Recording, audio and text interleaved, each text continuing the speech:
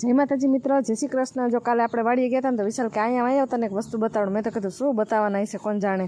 તા તો એણે જો ખોદકામ કરી અને હળદર કાઢી। મેં તો કીધું આ શું કાઢે છે? તા તો જોયું તા તો હળદર। મેં વિશાલને કીધું આપણે હળદર થઈ ગઈ છે?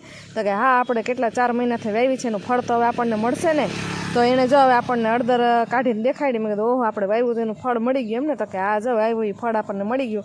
અને વાડીએ જો આપણે પપૈયા છે, આ પપૈયા હાવ નીચા છે, આ તો આપણે ઘરનો જ રોપ છે, જે ઘરે વાવ્યા છે ને એ જ પપૈયા છે।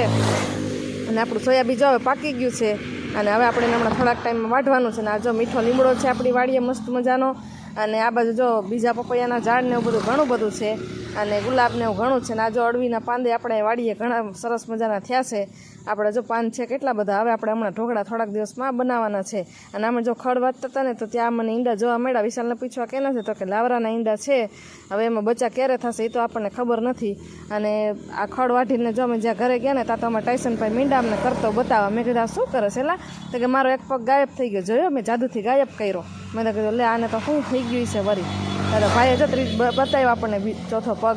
અને આ જો વિશાલ કેવડા મોટા અળવીના પાન લઈ આવ્યા છે। સારું હાલો, જો અમારા વિડીયો જોવા ગમતા હોય તો અમારા વિડીયોને લાઈક